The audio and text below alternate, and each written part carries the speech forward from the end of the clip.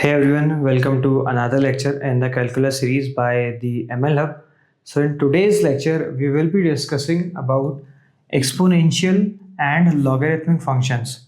So these two functions play a very important role in calculus, and usually they both are studied in a single pair. Why? Because they both are related. So if you see, the logarithmic functions are inverse of exponential and vice versa. They both are inverse of each other, and they play a very important role when it comes to naturally occurring phenomena like population growth,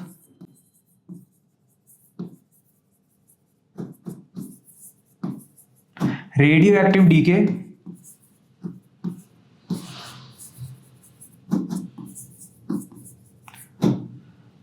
calculating compounding,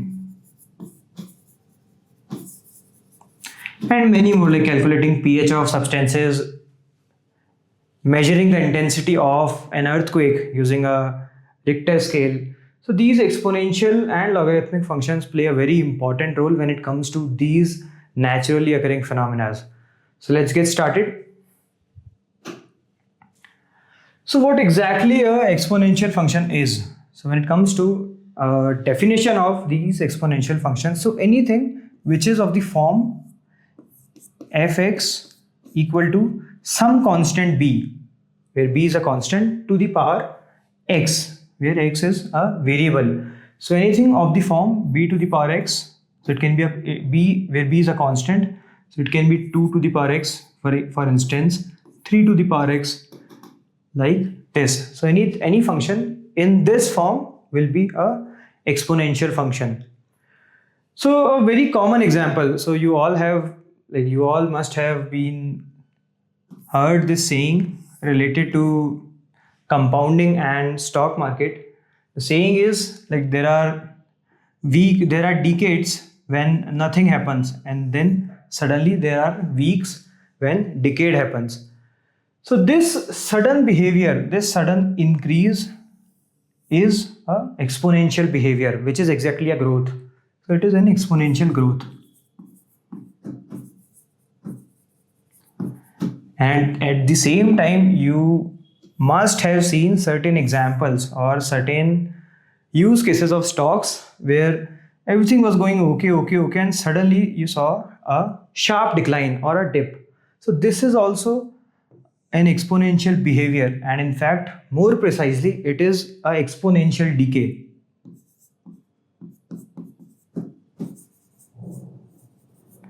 So this kind of behavior, either a decay or a growth, is exponential in nature, and we used to study exponents or exponential functions in order to closely monitor the behavior of this nature. And what exactly is b to the power x signifies? So for instance, say x is 3, so it is equivalent to multiplying b 3 times. So b to the power x will be taking b and multiplying x times, taking b and multiplying it x times in order to get b to the power x. And you can see, if you see it closely, after a certain point of time, which is after a certain value of x, a very slight increase in x will result in a very rapid change in y. That's why this exponential behavior kicks in.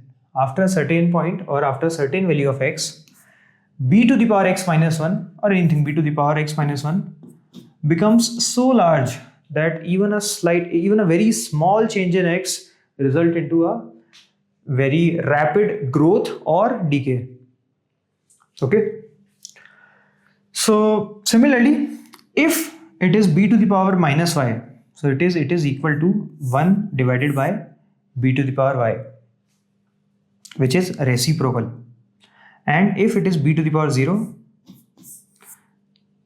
so it is equal to f of 0, and the value is 1. And a very simple property of these exponential functions, if b to the power p by q is given, b to the power p by q is given, it is equal to calculating first b to the power b, it's b to the power p, and then whole power 1 by q. Both are same thing. Okay. So for instance, if it is like, if you want to calculate 9 to the power 3 by 2, so it is equal to 9 to the power 3 by 2 is equal to, either way you can calculate first 9 to the power 3 and then whole power 1 by 2, or 9 to the power 1 by 2 then power 3, both will result into the same value. So it will be square root of 9 to the power 3, which is 3 to the power 3. Okay, 27. And finally, it can also be a irrational exponents, but we won't be spending much time on these irrational exponents.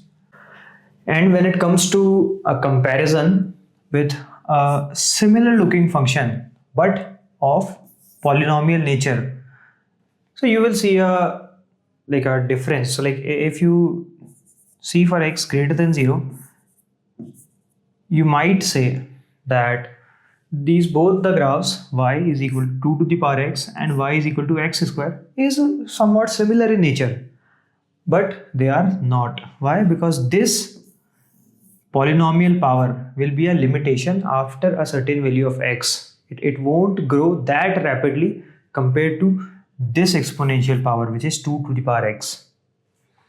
So it will be like this. So there will be it's a parabola, y is x squared and this y is 2 to the power x. So you will see a rapid increase in this exponential function after a certain value of x, after a large x. And it is pretty much obvious as well. Why? Because this x squared, x to the power 2 will always be a limitation, and after a certain value of x it will always be very less than this exponential function's value, which is 2 to the power x.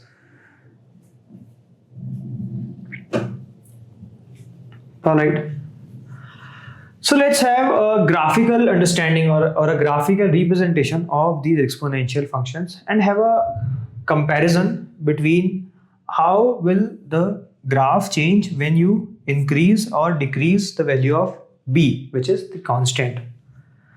So the first thing, the general form, which is fx is equal to b to the power x, where b is greater than 0 and is not equal to 1.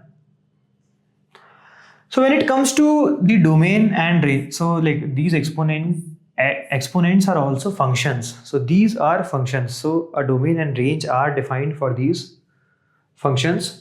So when it comes to domain, if you see it closely, it is b to the power x. It is b to the power x, where b is a constant, where b is a positive constant. So no matter what the value of x is, it is always defined.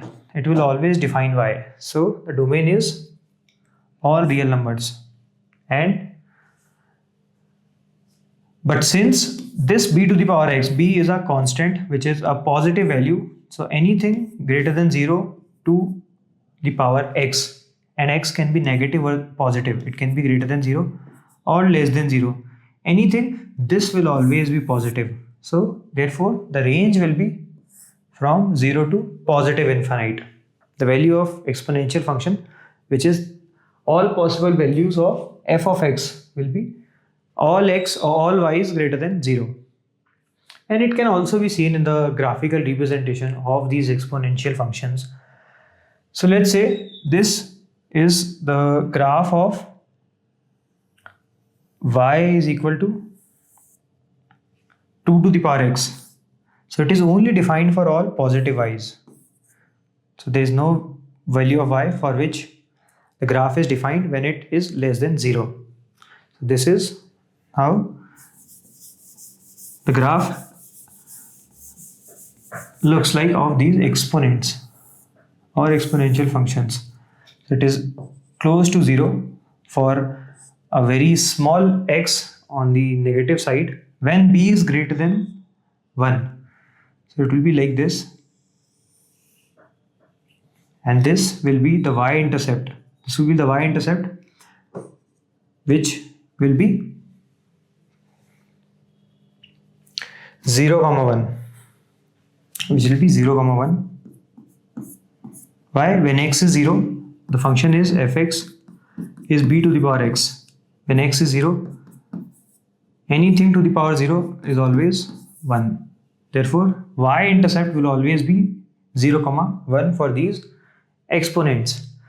So very interesting property. So depending upon the value of b, whether b is greater than 1 or b is greater than 0 but less than 1, either it will be an exponential growth, which is of this sort, or exponential growth, it will increase, or it will be an exponential decay,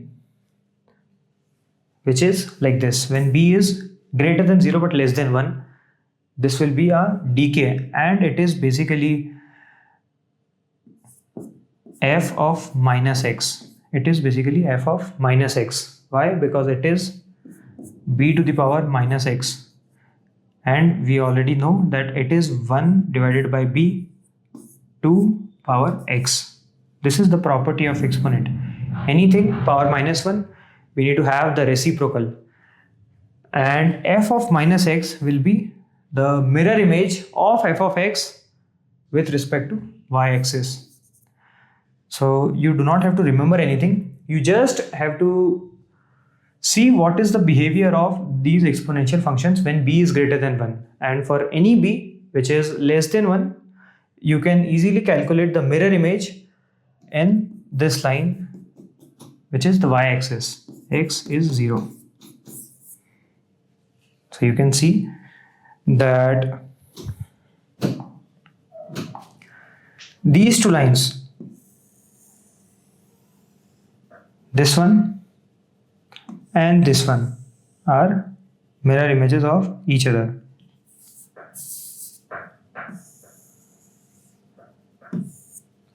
These are mirror images of each other. The first one is fx equal to 2 to the power x. The second one is fx is equal to 1 by 2 to the power x.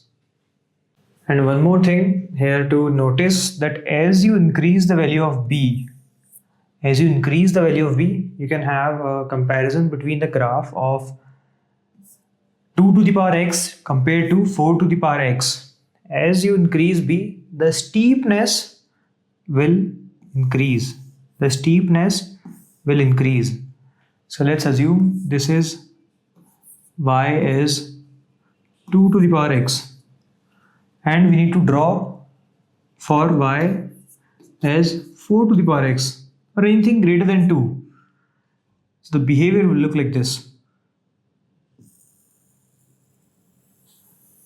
It will always pass through this y-intercept, which is 0, 1. Why? Because at x0, y will be 1. But as soon as it crosses x is 0, as soon as x becomes greater than 0, the steepness, you can see a sharp increase in the steepness of an exponent whose b is greater than the first one, which is y is b to the power 2 to the power x.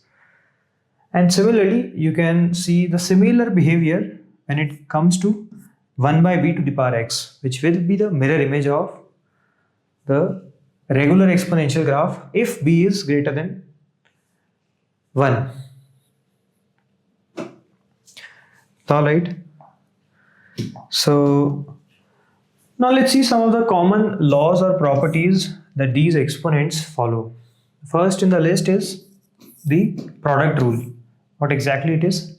So it says if you multiply two exponents with the same base or same constant, then they are equivalent to that base b, and their powers are added, x plus y. You can have an example which says 2 to the power 3 times 2 to the power 4. So this is equal to 2 to the power 3 plus 4, which is 7. So this is what the product rule says.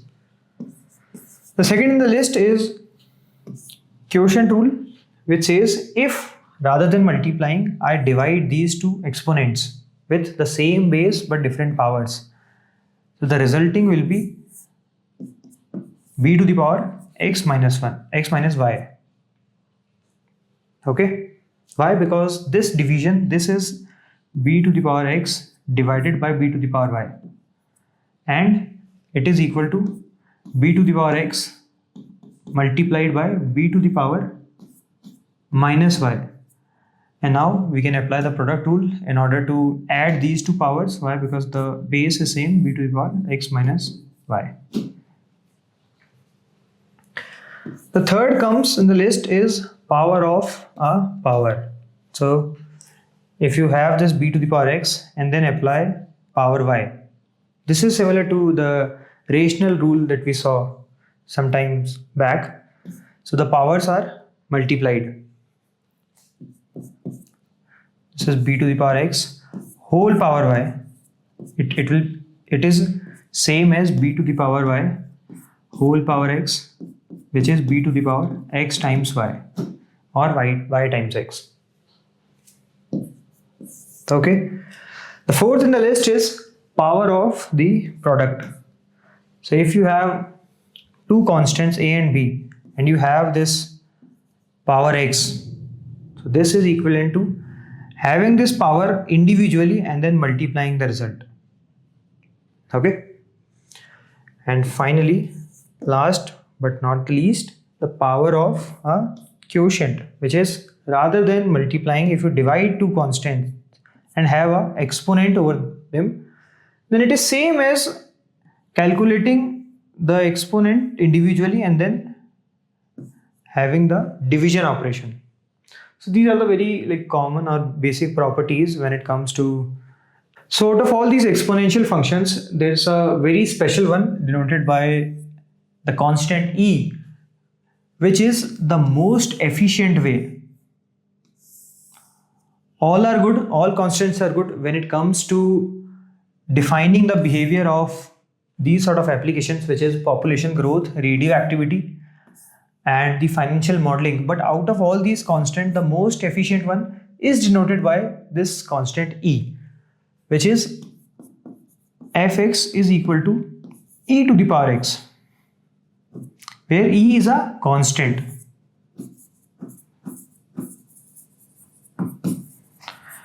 So now you will ask that how it is different from the same exponential function which we have studied, which is fx is equal to b to the power x. So the difference is this b to the power x is a generic exponential constant, generic exponential function, but when it comes to e to the power x, it is a specific constant where e has a specific value. What exactly the value of e is, we'll see. But before diving into the value of e, just see from where this constant e came from. Okay. So the credit goes to the very popular Swiss mathematician Jacob Bernoulli. So you might have heard of Bernoulli's distribution in probability. So he had a very major contribution in probability and calculus. So in probability, you have heard his name in Bernoulli's distribution, in which a discrete random variable, if a random variable is having only two possible outcomes, either a success or a failure, so how you can define the probability distribution, where p is the probability of success and 1 minus p is the probability of failure. Okay, where x can only take two possible values, either success or failure, which later became the base for the binomial theorem or the binomial distribution, in which you repeat the experiment n number of times. So out of n times, how you can find the probability distribution of the random variable if you have exactly r successes. So here as well, so a question came up in his mind, that was, what happens when the interest is compounded infinite number of times per year? What happens? The question is, what happens the question that struck in Bernoulli's mind was what happens when the interest is compounded an infinite number of times. So if you see the formula of compound interest,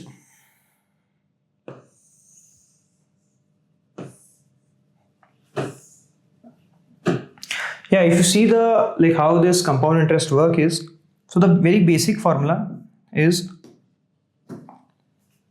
amount is equal to amount, which is function of time in years, is equal to principal, which is the initial value from which we started, 1 plus r to the power t, where t is the number of years. Okay, so if I say that rate is say 100%, rate is 100%, and time is 1 year. So what will be the amount?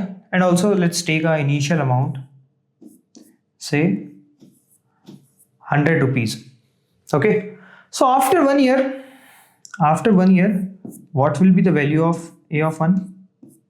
It will be 100 times 1 plus rate, which is in percentage, so it will be 100 divided by 100 to the power t, which is 1. I need to find what will be my amount after a year.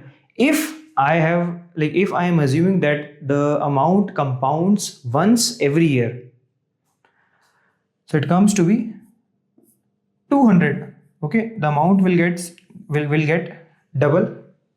Okay, so similarly you can have the compounding. So this is having so this situation is having an assumption that I am compounding it once a year. So similarly you can have, so if I generalize it, which is, what if I compound the amount m number of times in a year? What if I compound the amount m number of times in a year? So it will be p times 1 plus r divided by m to the power mt. So as you can see, this is a function of the amount and it is exponential in nature. Why? Because it is some constant to the power t. It is of the form some constant to the power t. Alright. So this is what the question or the curiosity that came up in Bernoulli's mind, that what happened when the interest is compounded an infinite number of times. So what if this m tends to infinity? Let's see.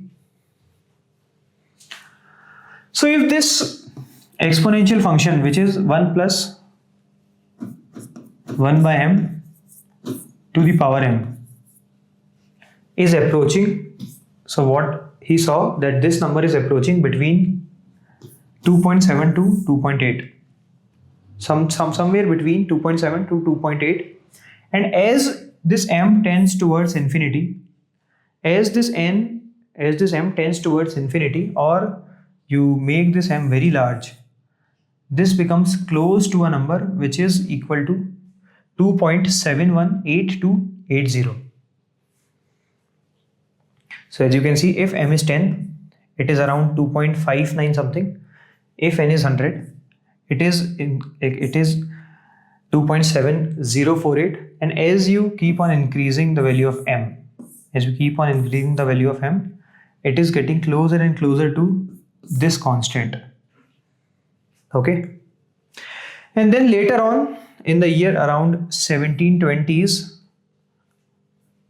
ruler, which was a relative, which was another a very popular Swiss mathematician and a relative of Bernoulli, gave this constant, and the community named this constant E after this person, not Bernoulli. But the initial phase of work was done by Bernoulli, and then he took his research and then added some more very important insights and come up that this E is equal to 2.718282. All right. And later on, he also gave this continuous compounding function, which is a of t is equal to p times, which is a constant, multiplied by e to the power rt, where r is the rate and t is time. P is the initial amount that we have started with. And then this function fx is equal to e to the power x, which is again an exponential function where b is equal to e, is generally known as natural exponential function. Okay, whose graph is similar to other exponential functions, but the only difference is the change in value of x with y. The change in value of x with y remains same.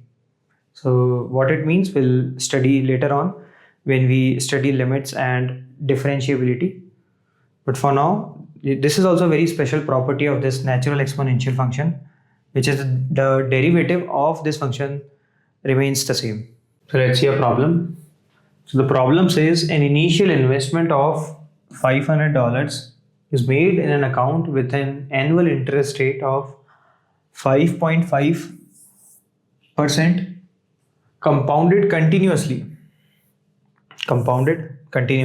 and we just saw what is the change in amount if the interest is compounding continuously, p times e to the power rt. Okay, so what we need to find the amount after 10 and 20 years. So P is given as 500, R is given as 5.5%. So we need to divide it by 100. It will be 0.055. So A 10 will be 500 times e to the power 0.055 times 10, which will be 0.55. And similarly, A 20 amount after 20 years will be principal times 0.55 into 2, which will be 500 times e to the power 1.1. All right, a easy formula based problem. So the next set of discussion will be on logarithmic functions.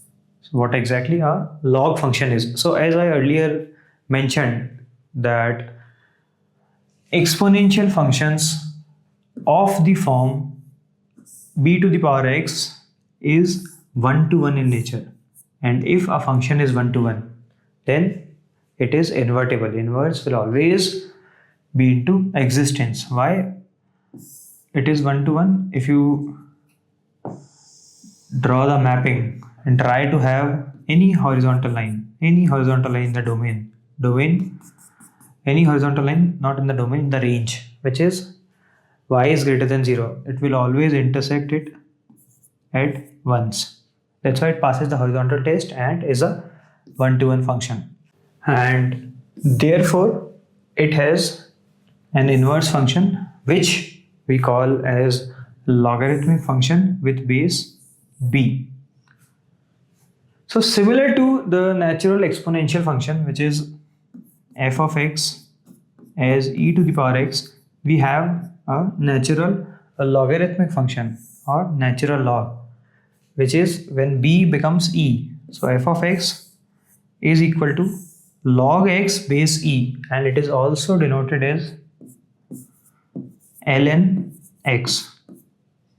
So log x base e and ln x they can be used interchangeably when base is e or the constant b is e. And like as you already know for exponential functions, let me write it here. If f is an exponential function with domain as all real numbers to range as all positive numbers greater than 0, therefore its inverse, which will be a logarithmic function, will be a function from R to D. Alright, so the range of these log functions will be all positive numbers greater than 0 to it will be the domain. It will be the new domain which will be the range of f to R, which is all real numbers. So this f is exponential and this is logarithmic. Okay, so domain and range of both exponential and logarithmic functions should be clear to you. The next thing that you already know how to plot these exponential functions. So if a graph of y is equal to fx is given to you, you can easily calculate or you can easily draw how will the graph of inverse of that function will look like, which will be the mirror image in the line y equal to x. If this is the graph,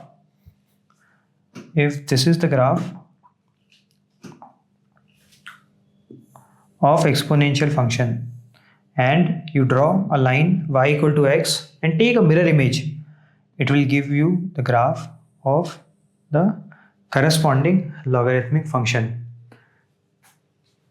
Okay, and same holds for how will the graph behave when you change the value of this constant b.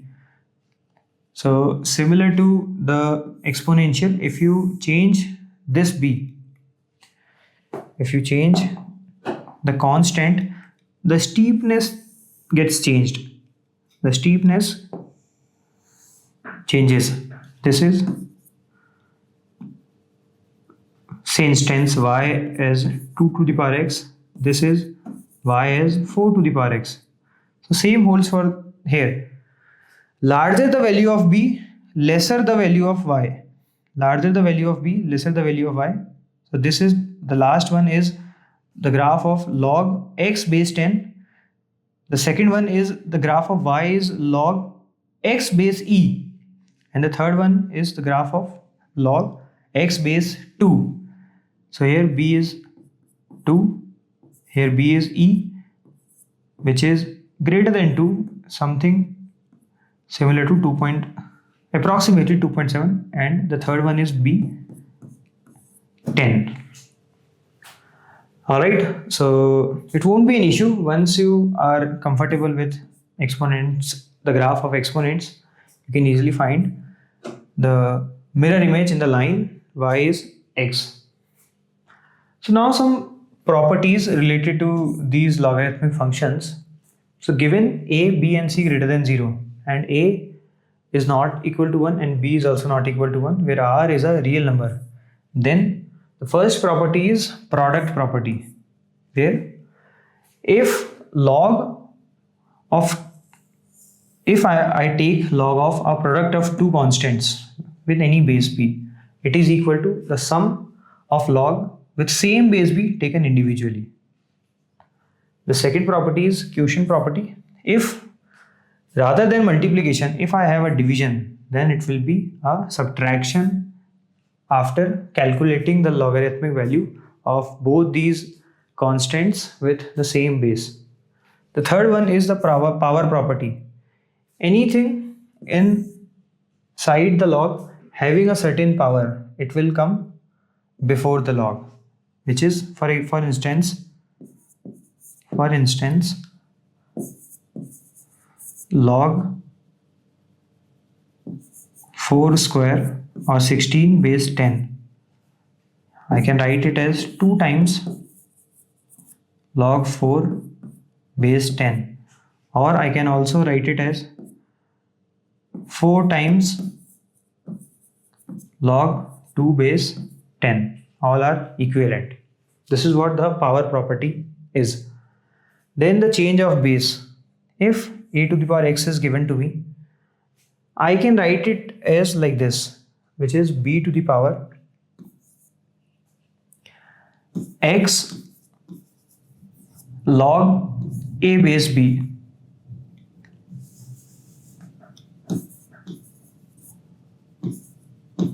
This is same as a to the power x. I can write it. Okay, and the last one, log x to the base a. I can split it like this, log x base any constant b divided by log a, the same constant. This is the change of base. So you need to remember all these functions all these properties in order to solve the problems related to these logarithmic functions. So let's see some of the examples.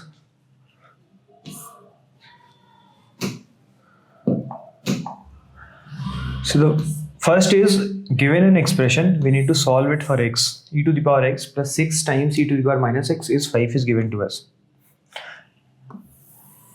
Let's see how will we evaluate this. So it says e to the power x plus 6 times e to the power minus x is 5. So the first step will be removing this negative sign. So it will be e to the power x plus 6 divided by e to the power x. It will be a reciprocal. Why? Because minus 1 is multiplied with the power, which is x, is 5. Taking LCM, e to the power 2x plus 6 is equal to 5 times e to the power x. Here it seems a quadratic in e to the power x. So we'll replace e to the power x with t. So it will be t square minus 5t plus 6 is 0. And we can directly solve it for t. So it will be minus times minus 5, which is plus 5, plus minus b square minus 4ac. 25 minus 6 times 4, 24 square root, which will be 1 by 2a. A is 1. So it turns out that t will be 2 or 3, which is e to the power x. Therefore, x will be ln2 or ln3. It is log 2 base e. Okay. Let's see the second one. The problem is log square root of x base 10. So it is base 10. And log x base 10 is equal to 2. Let's solve for x. So it's log square root of x base 10 plus log x base 10 is 2. So if you see it, this is written as log x to the power 1 by 2. Okay. So this power, I can pull it over here. So it will be 1 by 2 times log x base 10 plus log x base 10 is 2. So it's 3 by 2.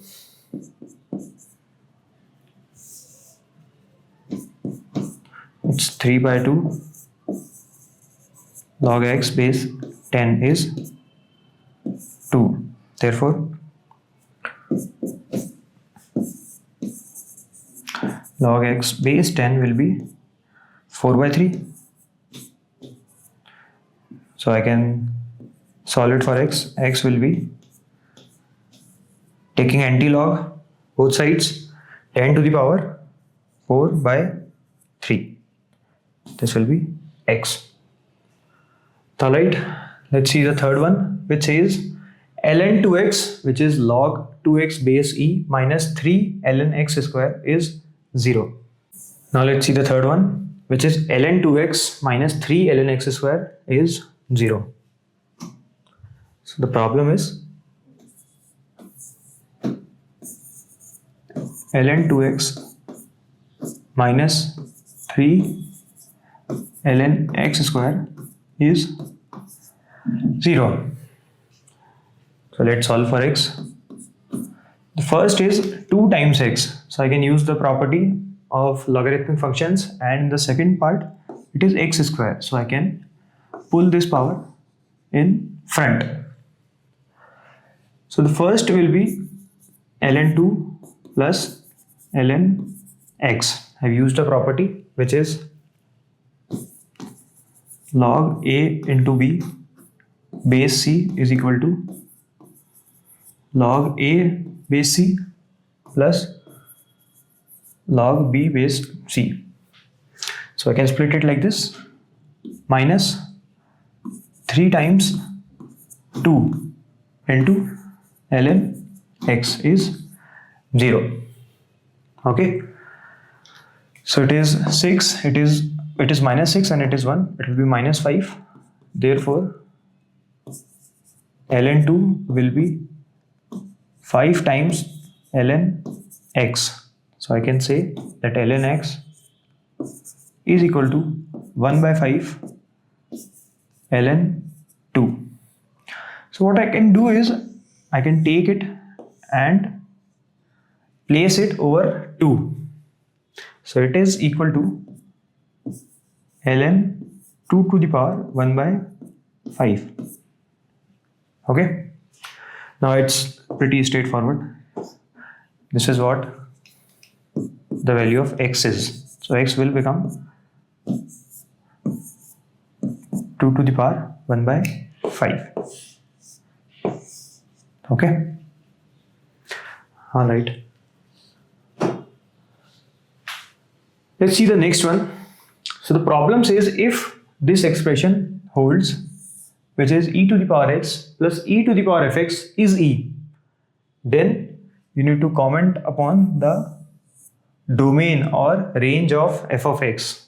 Out of these 4 options, what exactly is the domain of f of x and the range of f of x? Basically, we need to solve it for f of x. So let's see. The expression says e to the power x plus e to the power f of x is e.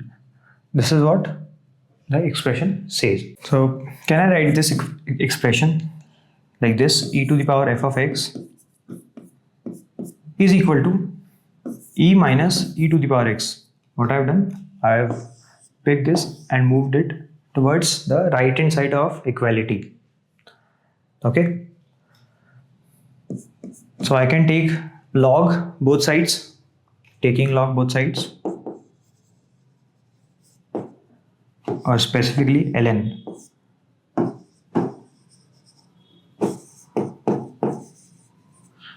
Log base e. So ln e to the power f of x is equal to ln e minus e to the power x. So this is equal to f of x. I can bring down this power, is equal to ln e base e will be 1 equal to ln e minus e to the power x. So this is the expression for f of x. I got f of x is equal to ln e minus e to the power x or log e minus e to the power x base e. So if you remember, what is the domain of the logarithmic function? So for exponential function, if it is like this, so it is defined from R, which is all real numbers, to positive numbers. Okay, so these are all real numbers, this is domain and this is the range. For logarithmic functions, it is inverse. The domain is positive x to all real numbers. So this is x greater than 0 is the domain for any logarithmic function. Same holds for this. Here x is this e minus e to the power x. So therefore I can say that e minus e to the power x should always be greater than 0. Yes or no? Why? Because anything which is inside this log should be greater than 0. Otherwise it won't be a valid logarithmic function. It is not defined. So from this expression, I can say that e to the power x should be less than e to the power 1. And e to the power x is an increasing function. Therefore, x should be less than 1. Therefore, x should be less than 1. And x, anything regarding x is considered to be the domain of function. So for this f of x, x should be less than 1. So out of these options, option A should be the right answer. And 1 is not included. 1 is not included. This can't be 0. Therefore, no equality at this point, and x equal to 1 won't be in the domain. So yeah, A is the right answer. Alright, so domain is clear. So let's quickly check what will be the range of this function.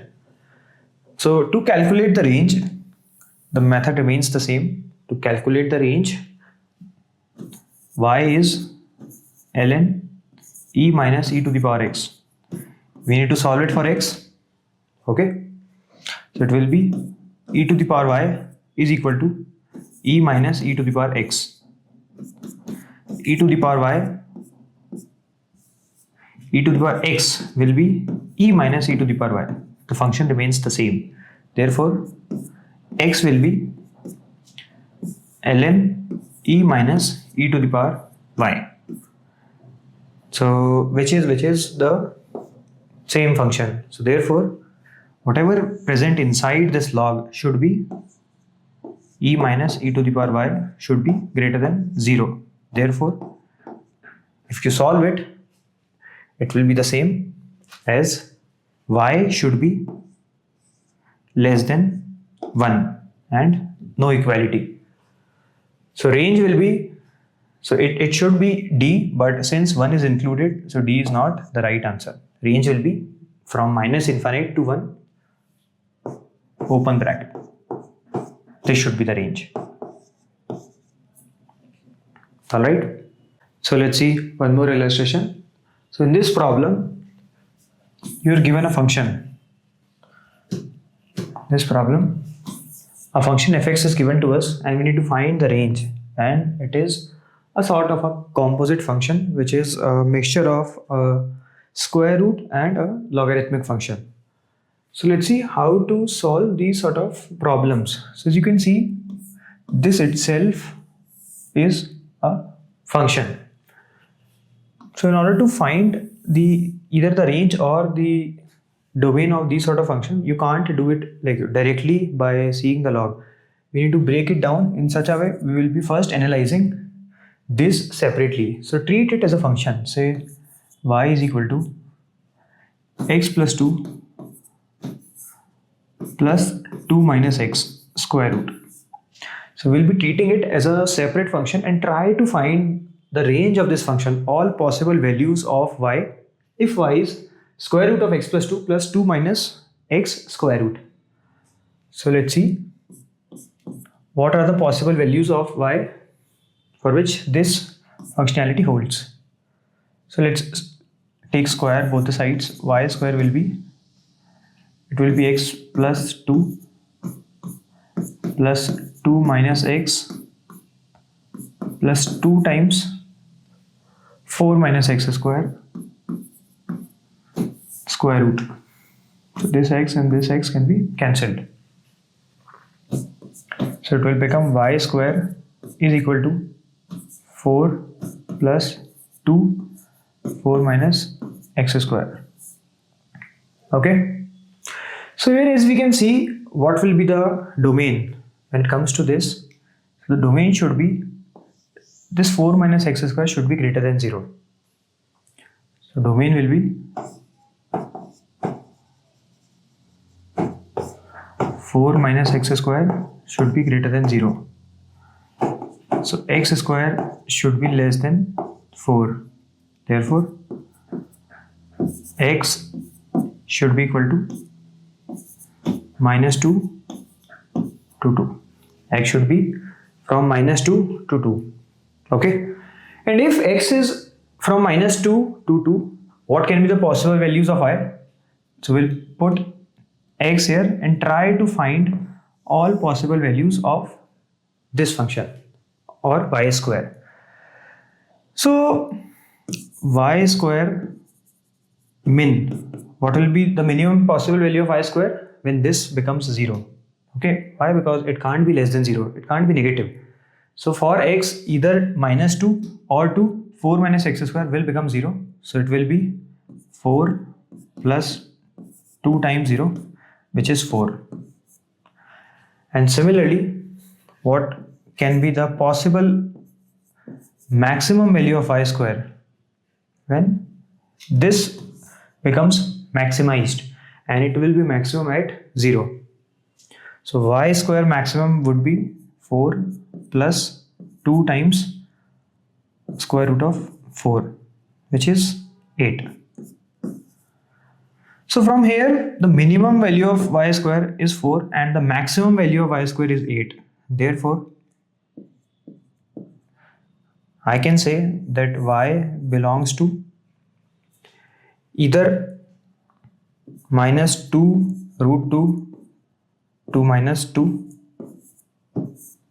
union 2 comma 2 root 2. Yes or no? Why? Because maximum value of y square is 8. So maximum value of y will be 2 root 2 or square root of 8, and minimum will be minus 2 root 2. And same holds for this. It will be y will be plus minus 2.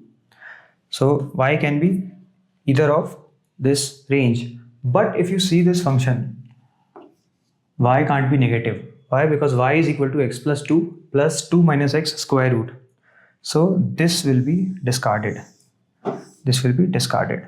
And the only possible range for y will be 2 to 2 root 2. Okay.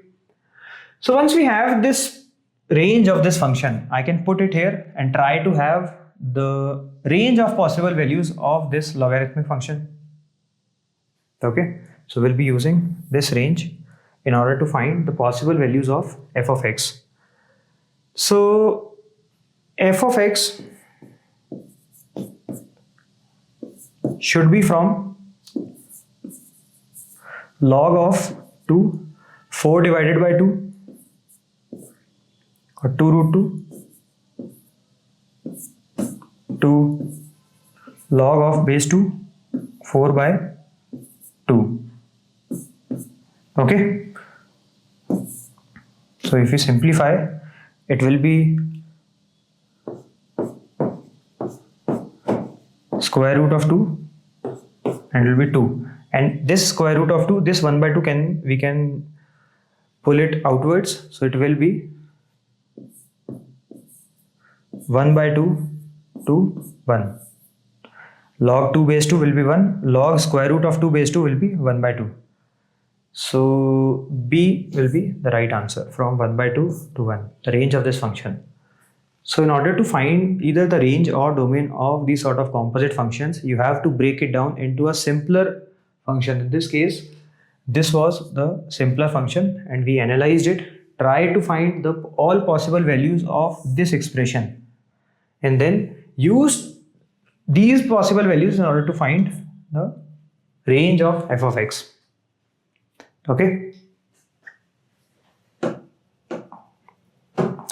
Yeah, so these are the references used to prepare for this lecture.